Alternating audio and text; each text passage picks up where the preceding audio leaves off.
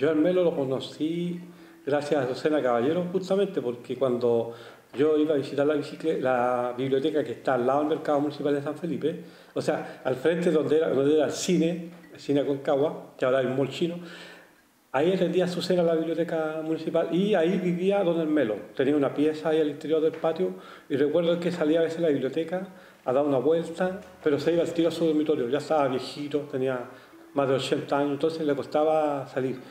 Y a veces lo veía que salía a tomar el sol a la calle afuera, a la calle tras la viña, y luego se entraba. Entonces lo conocí en esa época ya retirado de la vida pública, estaba viviendo su último año, pero sí tuve un par de intercambios de palabras con él, porque yo en aquella época yo trabajaba en Santa Isabel y él iba a comprar verduras. Siempre recuerdo que iba a comprar manzanas.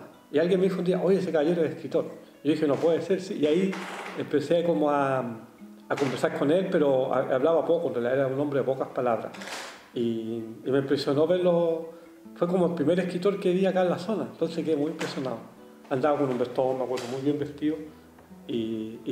Bueno, ya en esa época ya él estaba muy enfermito, pero salía a dar sus vueltas. En esas circunstancias lo conocí, bueno, después cuando falleció asistí a su funeral, que fue fue en la Catedral de San Felipe.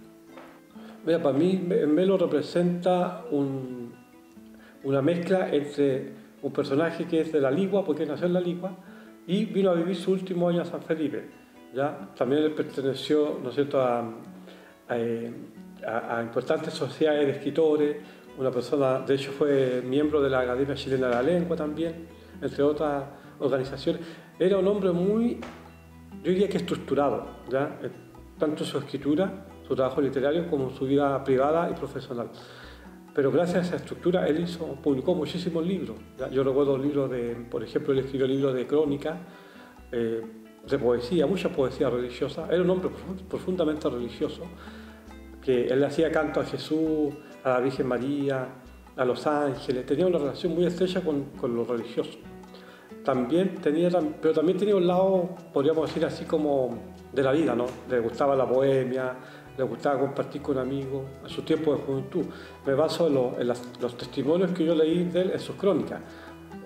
Para mí representa un personaje clave también, así como Azucena, de mediados y fines del siglo XX en la literatura de Aconcagua. Un personaje importante, un personaje que dejó un legado literario y más aún, él dejó su biblioteca y la heredó a la Municipalidad de San Felipe. Esa biblioteca ahora se encuentra en la Sociedad de Historia de Aconcagua. Ahí está su biblioteca, que es una cantidad de 2.000 libros más o menos, 2.000 a 4.000 libros, que están ahí esparcidos en esa biblioteca con estantería y todo. O sea, él donó todo para la Municipalidad de San Felipe, lo cual lo encuentro muy notable y que obviamente eso, ¿no es cierto?, indica la importancia de este personaje en la literatura de Aconcagua. Mira, yo recuerdo, siempre leí un libro de él que se llama Crónica de Ogaño y Antaño, donde él menciona, y me gustó mucho esa crónica porque él menciona cómo el diablo murió en Petorca. Como yo soy de Petorca, cuando leí esa crónica me sentí una conexión tan fuerte con él.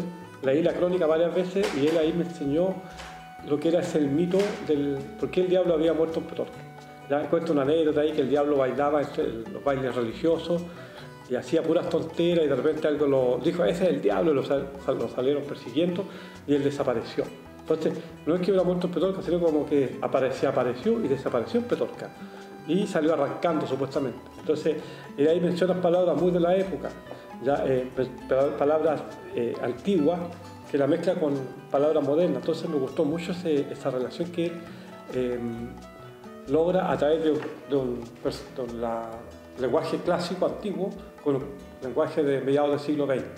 Hizo una mixtura ahí muy interesante en este libro y también me gustó mucho leer su poesía religiosa porque es un canto muy bello, tiene mucha belleza, ¿ya? Y mucha descripción de su fe. Su fe, un hombre de mucha fe, muy cristiano. Entonces eso también me llamó la atención de un escritor de esa época. Yo creo que su literatura de todas maneras es muy importante.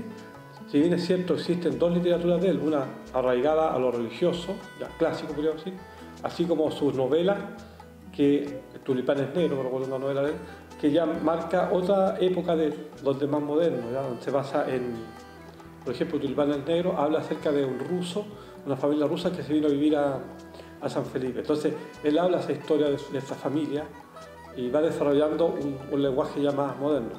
Y también a través de sus crónicas, y él habla de San Felipe urbano, de esa época, cómo era la pileta, cómo era la plaza, cómo la gente traficaba entre el mercado municipal, la plaza, la iglesia, el día domingo, cómo era el día domingo en San Felipe.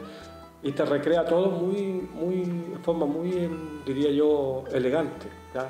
Un escritor de todas maneras elegante. De todas maneras, su literatura hay que redescubrirla, porque él dejó muchos libros publicados.